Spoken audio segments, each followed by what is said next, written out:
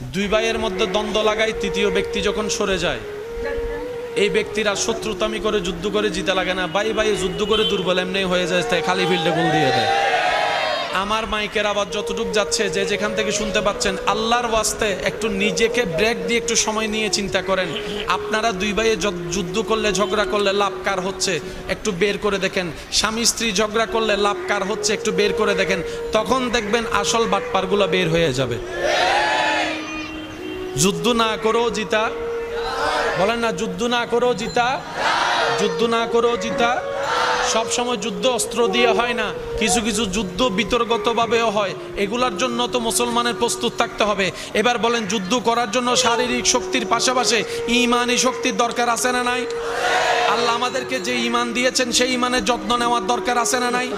এবার কোনো মানুষ যখন গানের দিকে আসক্ত হয়ে যায়, ঈমানটা আস্তে আস্তে দুর্বল হয়ে যায়, নাচে